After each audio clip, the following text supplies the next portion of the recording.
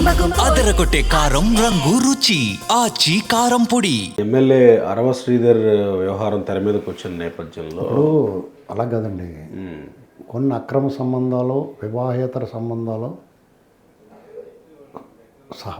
సహవాసం అంటారు, దాన్ని ఏంటంటారు, ఈ మధ్యన కొత్తగా కనిపెట్టారు కదా, సహజీవనాలు,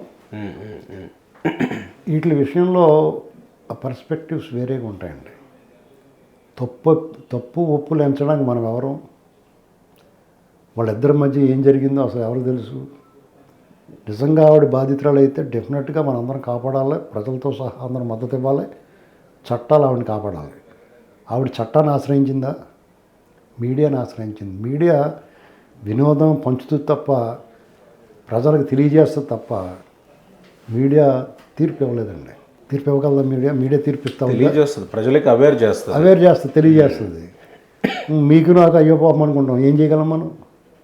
ఇమీడియట్గా అతను ఏమైనా శిక్షించగలమా మనం? మీడియా చేయలేదు కా పని. అంచేత నిజంగా ఆవిడకి న్యాయం జరగాలనుకున్నప్పుడు, ఆవిడ అన్యాయం అయిపోయింది అనుకున్నప్పుడు, మహిళా కమిషన్ ఉంది, వ్యవస్థలు ఉన్నాయి, వాటి దగ్గరికి వెళ్ళి ఆవిడకి సంబంధించిన దాంట్లో ఇదిగో నాకు ఇలా చేసాడు, నన్ను ఇబ్బంది పెట్టేశాడు అని చెప్పి అడగచ్చు, కంప్లైంట్ ఇవ్వచ్చు. అలా చేయకుండా అప్పుడు మీడియాకి ఆ దురుద్దేశం ఆపాదించబడుతుంది, అందులో దురుద్దేశం కనపడుతుంది. కాబట్టి ఆ సమస్య పలచనపడుతుంది. నిజంగా ఆవిడ సమస్య అనుకుంది అనుకోండి, అది ఆ సమస్య పలచబడుద్ది.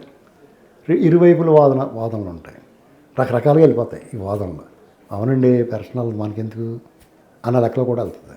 మరి గోరంట్ల మాధవ్ సుప్రీంకోర్టు చెప్పింది కదా, గోరంట్ల మాధవ్ విషయం కూడా ఇదే వర్తిస్తుంది కదా.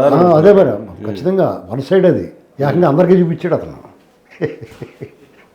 అందరికీ ప్రదర్శించాడు కదా. ఏంటండి పర్టికులర్గా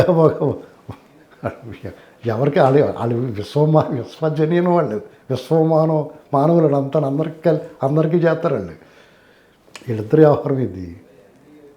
నేను అనేది ఏంటంటే, జగన్మోహన్ రెడ్డి అయినా లేకపోతే ఇప్పుడు ఇరుపక్షాలే, ఇప్పుడు తెలుగుదేశం వాళ్ళు మాట్లాడినా నేనేం సమర్థించట్లేదు ఎమ్మెల్యే గారిని, అలాగే ఆవిడని కూడా నేను సమర్థించను.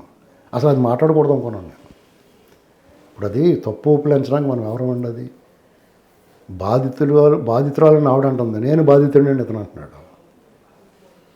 సుప్రీంకోర్టు మీ ఇష్టమరా బాబు, మీరు అలా చేసుకున్నాం, మీ ఇష్టమైతే అన్న తర్వాత ఇంక మనం ఓవర్ యాక్షన్ చేయకూడదు. మనం ఎవరు తీర్పు చెప్పడానికి, తప్పు ఒప్పులు చెప్పడానికి మనం ఎవరు? సుప్రీం నీకు ఇష్టమైతే మీ ఇష్టం అన్నారు కదా, మరి నాకు ఇవాళ ఇష్టం లేదంటే తప్పుతుందా అని చేత దాని గురించి మనం ఎక్కువ మాట్లాడకూడదు. డెఫినెట్గా పార్టీ జనసేన మాత్రం పర్ఫెక్ట్ డెసిషన్. తొందరపడి సస్పెండ్ అనేకుండా ఒక 3-4 కమిటీ వేసి చూడండి రావు, తప్పు అయితే ఇమ్మీడియట్గా చర్యలు తీసుకుందాం అన్నారు. ఆ పార్టీ కార్యక్రమాలు దూరంగా ఉంచమన్నారు. ఇంకా అంతకన్నా ఏం చేస్తారు? పార్టీగానే పీకోసేస్తారా? పీకోసేలా ఏం చేయాలి పార్టీ? జనసేన పార్టీ ఏం చేయాలి? అతను కొట్టి చంపేయాలా? అతను ఏం చేశాడో తెలుసుకోవాలి. అంతవరకు అతను పార్టీ కార్యక్రమాలు దూరంగా ఉండమన్నారు. ఒకవేళ ఆయన వైపు తప్పు ఉందనేటువంటి పూర్తి నిర్ధారణకు వచ్చిన తర్వాత అతను బాధ్యతలను తప్పిస్తారు, సస్పెండ్ చేస్తారు, రాజీనామా చేయమని కూడా అడుగుతారు. కొన్ని రాజకీయ పార్టీ నాయకులు, అంటే వైసీపీ కాకుండా కొన్ని రాజకీయ పార్టీల నాయకులు కూడా పవన్ కళ్యాణ్ ఊగిపోయేవాడు కదా, ఇదే ఇంకెవరన్నా ఇదైతే తన పార్టీలో జరిగితేనే కమిటీ వేసి చేతులు దులుపుకుంటారా అని మాట్లాడుతున్నారు. ఫర్ ఎవరి కైండ్ ఇన్ఫర్మేషన్ ఆయన ఈ మధ్యన ఊగిపోతలేదు. చాలా నుంచి చాలా పరిణితి చెందిన నాయకుడిలాగా, పెద్ద మనిషిలాగా ఆచితూచి మాట్లాడుతున్నారు. అది గుర్తుపెట్టుకోవాలి ఎవరన్నా సరే. 2024 ఎన్నికల తర్వాత ఆయనకు వచ్చిన అవకాశం, విజయాన్ని పట్ల కళ్ళు మూసిపోయలేడు. బాధ్యతగా వ్యవహరిస్తున్నాడు, ప్రజల వైపు నుంచి ఆలోచిస్తున్నాడు. గుర్తుపెట్టిన ఆయన పొగట్ల మీరు గమనిస్తే అర్థమవుద్ది. ఆయన బాధ్యతగా వ్యవహరిస్తున్నాడు, ప్రజల కోణంలో చూస్తున్నాడు. ఆయన అవమానిస్తే కూడా భరించి ఊరుకుంటున్నాడు, దాన్ని కూడా సున్నితంగా సమాధానం చెప్తున్నాడు. హెచ్చరిక చేసిన చాలా మందర స్థాయిలో చెప్తున్నాడు, దగ్గరగా స్వరం పెంచేయని చెప్పట్లేదు.